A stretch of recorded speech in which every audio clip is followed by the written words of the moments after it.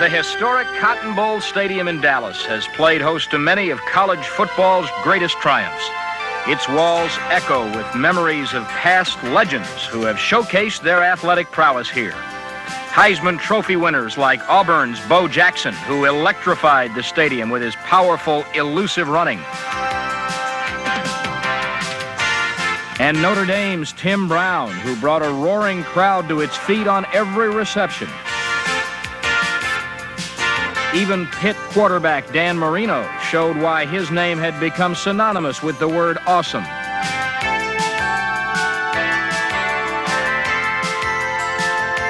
While Boston College's spectacular little giant, Doug Flutie, bedazzled the fans with aerial heroics.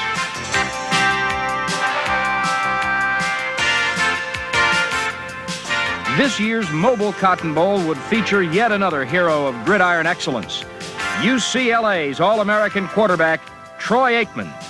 His shotgun arm, extraordinary precision, and versatility had instilled both admiration and fear in opposing defenses. In the 1989 Mobile Cotton Bowl Classic, Troy Aikman would be an aerial artist, a gridiron leader, and a marked man.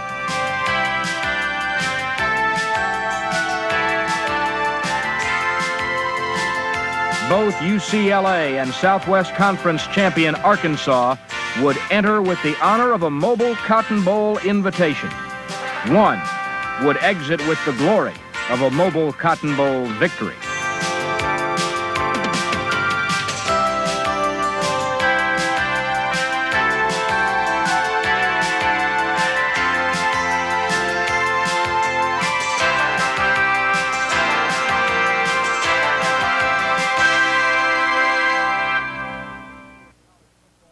The city of Dallas was proud to host two of college football's top 10 teams in its prestigious Cotton Bowl.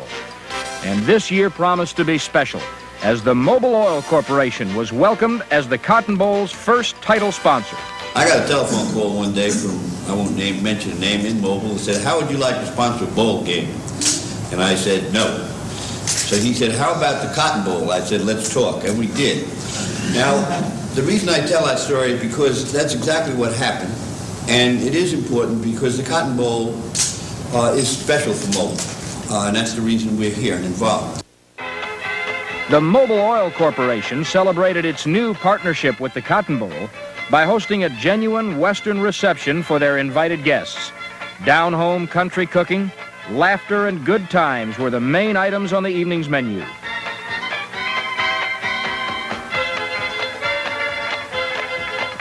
An authentic country western band entertained as the delighted guests tried their hand at the Texas two-step.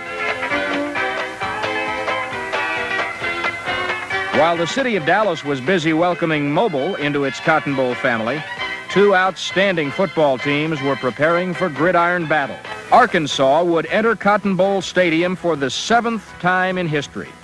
The Hogs boasted a defense that allowed only one team to rush for over 100 yards all season, and an offense whose option attack had carried them to within only 2 points of a perfect regular season. Their ability to win, and win convincingly, had their fans in hog heaven. When you are the conference champ, certainly you're coming on a very positive note that you have won your particular and you're representing all the other people in your conference. And since we are tied in with a great association with the Mobile Cotton Bowl in the Southwest Conference, I think probably it's the dream and the goal that since last year when we finished the season, our players have been wanting to be here. It's the one place we've dreamed of all year, being here, and we are here. The Hogs would be confronted by a Bruins squad quite accustomed to winning bowl games. When it comes down to a bowl game, I think everybody, the way they kind of put it is we just get a natural chemistry together when it's time to play a bowl game. All of a sudden things just starting to click. The timing is right for us offensively and defensively. I think a lot of the players are just up for the game because it's the last one of the season. The Bruins would depend upon the lethal arm of Troy Aikman, who had led his team to a deserving #1 ranking at midseason. Troy also was projected to be the top NFL draft choice. Troy Aikman has all of the physical and mental characteristics of an outstanding pro quarterback.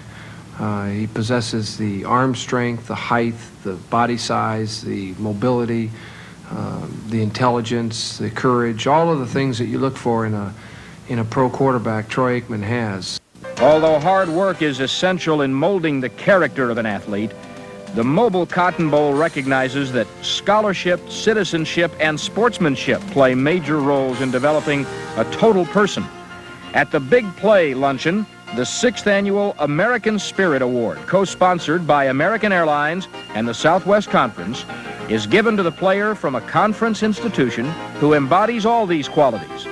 This year's recipient is center Courtney Hall of Rice University. A special award is also given to an athlete from each participating institution who possesses the proper balance of academics and athletics. The 1989 American Airlines Mobile Scholar Athlete honorees are Arkansas's Steve Atwater. I would like to thank you all on behalf of my team and my family. I just hope that I can get out and play a good game on Monday. I'm sure UCLA will be ready. And UCLA's Brendan McCracken. Thank you. This is a terrific honor. I also want to give a special thanks to everybody from Dallas and everybody on the Cotton Bowl committee for making this stay here a very enjoyable one. I can speak on behalf of the team that we've had a terrific time here. And thank you very much, and good luck to Arkansas. Thank you. The entire UCLA squad was rewarded in a very special way at the Children's Medical Center of Dallas. Taking a respite from the rigors of game preparation, the Bruins helped bring good cheer to the patients. The afternoon was full of playing, talking, and autographs as the players showered T-shirts and posters upon the children.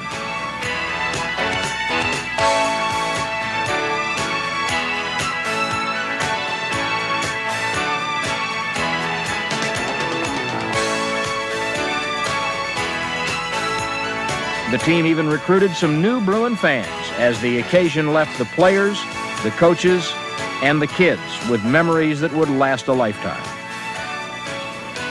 The Arkansas Razorbacks visited the Scottish Rites Children's Hospital, and they were likewise able to relax, have fun, and enjoy Dallas as they celebrated their return to the Mobile Cotton Bowl after a 13-year absence. The players and coaches were treated to a veritable feast as they prepared to meet UCLA for only the second time in the long history of both these traditional powers.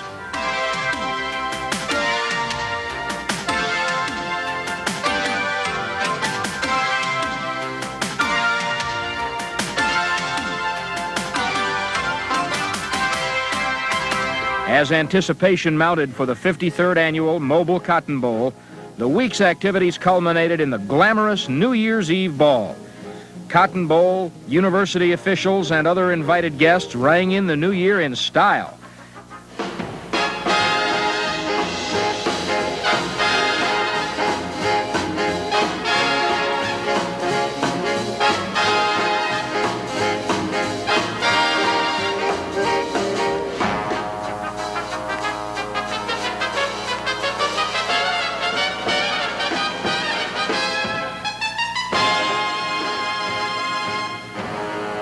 The highlight of the evening, the crowning by Cotton Bowl Chairman Dan Petty of the Mobile Cotton Bowl Queen, Miss Corey Ann Peel of the University of Arkansas.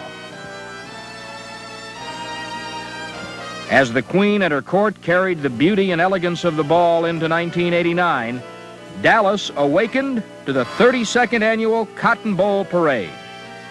The splendor and pageantry of this CBS nationally televised celebration was brilliantly captured in the theme of music, magic, and motion.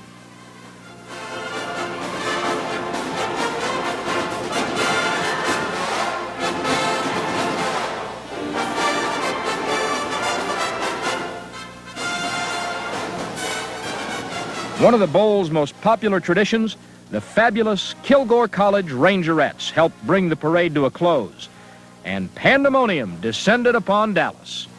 This 1989 contest, again broadcast nationally by CBS TV and radio, would be a game of firsts. The invitation to UCLA marked the first time a Pac-10 team would make an appearance in the Cotton Bowl Stadium. A victory by UCLA would ensure a place in college football history, as it would establish a record 7th consecutive bowl victory for both Coach Terry Donahue and the UCLA Bruins. A popular Ken Hatfield would also be making college football history as the only man to play in the Cotton Bowl, then return as his team's head coach. 24 years ago, Hatfield's interception helped defeat Nebraska and ensure a national championship for the Razorbacks.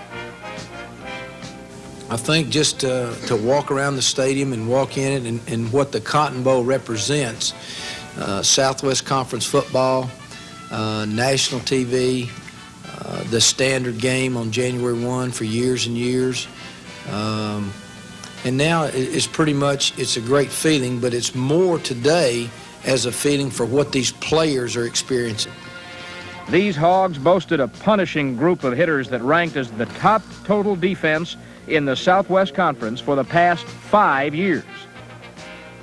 I think they kind of base their defense as far as the secondary goes on not trying to give up the big play and waiting for the offense to make the mistakes. And I think there's some stuff underneath, but they'll come up and put a hat on you just as well and try to force you to fumble the ball. So we're playing a great defensive unit, and it's going to be a good challenge for our offense.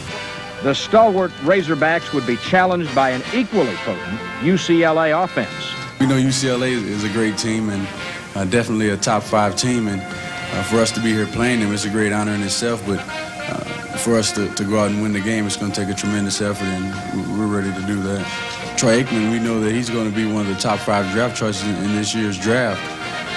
That in itself is such a great feat, to know that he's that good of a quarterback, and for us to be playing against him, we know that we're going to have to put forth a great effort. As the iron-willed defense suited up to bear the brunt of a razor-sharp offense, the faithful were prepared to witness pigskin warfare. As quarterback Quinn Grovey led his team into battle, UCLA was out to prove from the onset that Arkansas would not be the only defense on the field that day.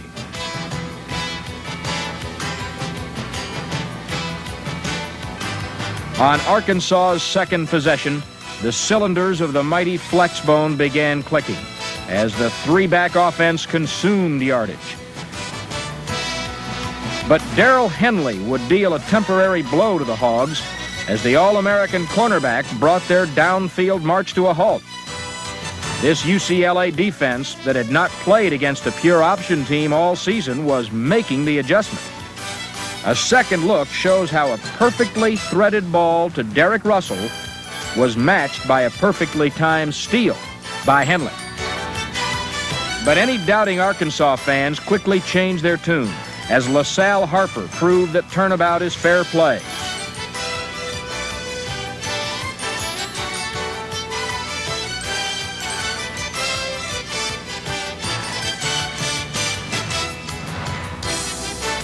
Another angle shows Harper, number 31, expertly reading the pattern, enabling him to cancel an apparent UCLA scoring threat.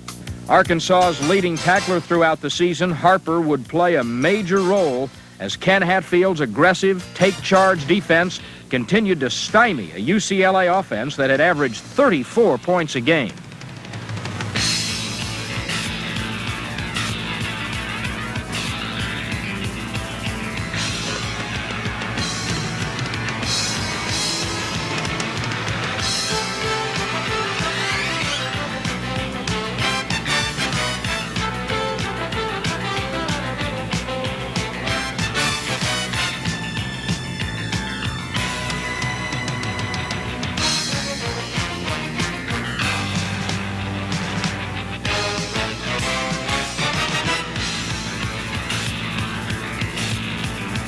Ripples of concern over the Arkansas defense could be seen on the face of Terry Donahue.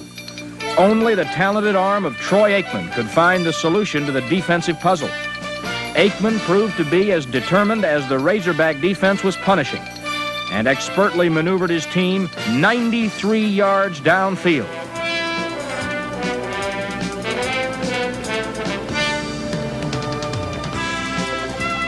A 1-yard touchdown dive by Mark Estwick had the team and the Bruin faithful celebrating the first points of the game. The 19-play drive proved to be the longest scoring drive in Cotton Bowl history.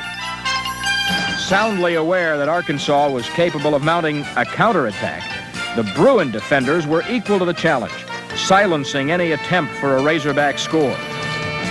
With 4 minutes remaining, Terry Donahue continued to unleash the spirit of his UCLA offense. Once again, Troy Aikman mounted a methodical drive that featured the athletic talents of Sean Wills. Both teams dug hard in the trenches as key first downs were earned on a 15-yard burst by Wills.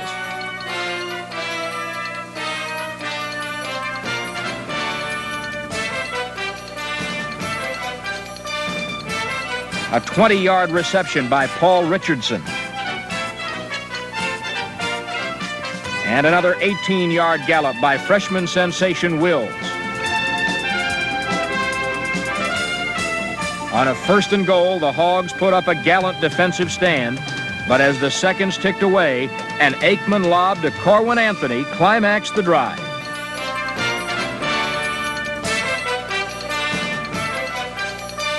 Many of the sellout crowd of more than 74,000 celebrated the Bruin lead.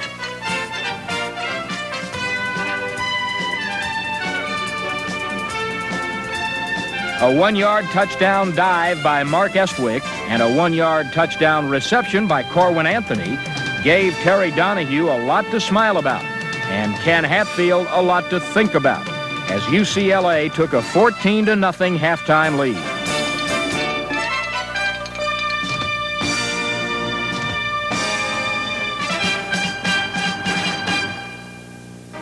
While the teams retired to the locker rooms to discuss strategy, the sellout crowd was entertained by the UCLA Bruin Marching Band and the University of Arkansas Razorback Marching Band.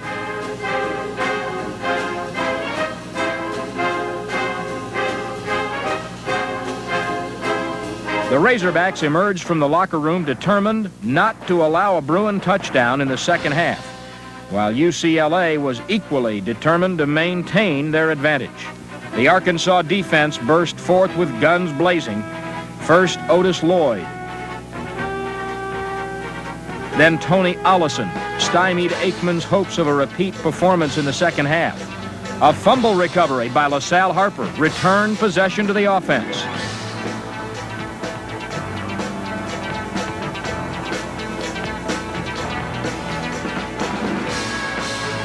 Now awakened with a rejuvenated spirit, they resolved to capitalize on the Bruin miscue. Driving into field goal range, Arkansas called upon their ace, All-American kicker Kendall Traynor, who established a Southwest Conference record with 23 consecutive field goals. His perfect 49-yard boot put 3 points on the board, and the momentum of the game squarely on Arkansas's side. As UCLA made painstaking attempts at gaining yardage, the Arkansas defense was there with a hearty unwelcome at every turn.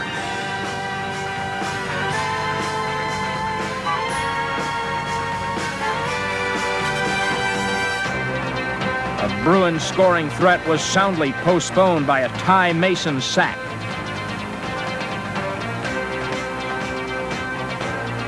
Mason would return to finish the job, halting the drive with a fumble-producing hit, causing a sea of red to descend upon the football.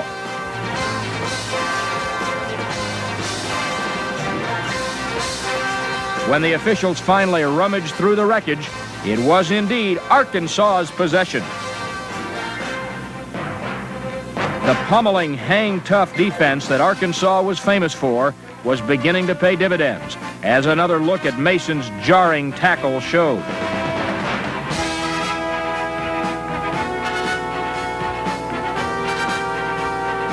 The next 3 possessions would demonstrate the true grit of both defenses.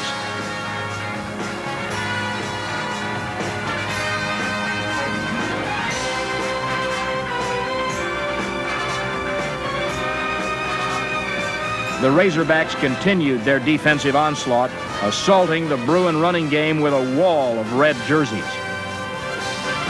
But as Ken Hatfield watched, the breaks began to go against Arkansas. And Troy Aikman wanted to lead his team downfield for an insurance touchdown. But yardage would not come easy as Arkansas's tireless defense dug in one last time.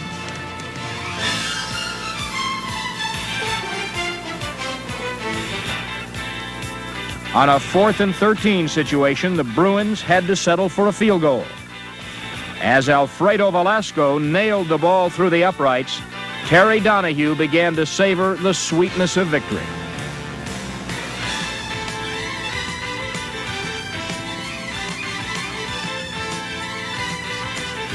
With time running out on Ken Hatfield and his Arkansas squad, the Razorbacks mounted a final attempt to put more points on the board. A 6-yard scurry by backup quarterback Jimmy Williams and a 7-yard reception by Juju Harshaw. And things were looking positive for Arkansas. But a 15-yard sack by Carnell Lake neatly put away the Razorbacks for good.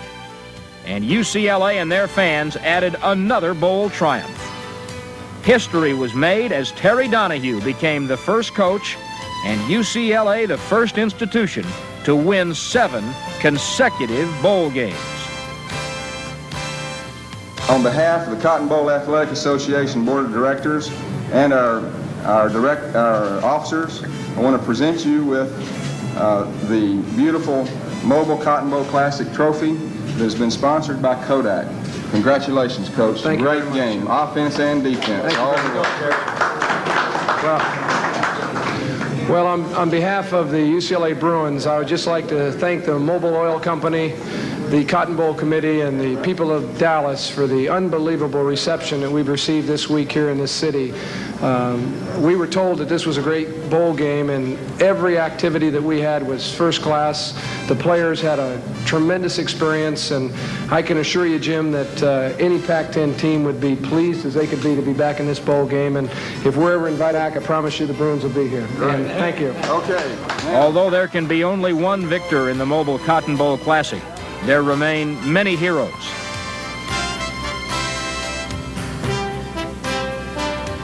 Arkansas's LaSalle Harper was voted the defensive player of the game, amassing a total of 20 tackles, 1 fumble recovery, and 1 interception.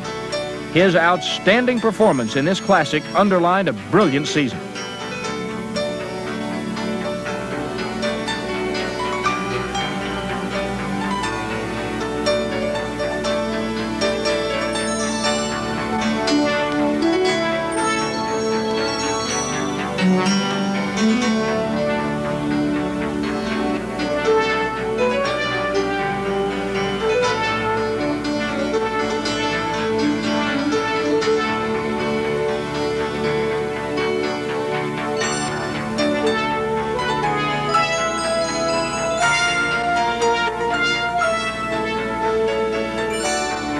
Aikman was befittingly named the top offensive player, completing 19 of 27 passes for 172 yards and 1 touchdown.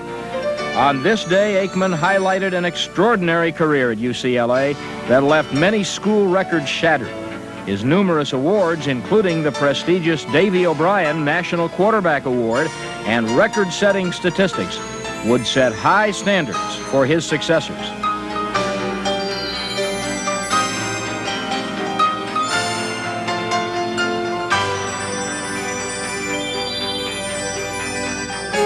'88 had been a long road of triumphant victories for both Arkansas and UCLA that led to a coveted berth in this January 2nd bonanza. And although both teams played with heart and soul, it was UCLA's Troy Aikman who stood the tallest, leading his Bruins and his coach into history in the 1989 Mobile Cotton Bowl Classic.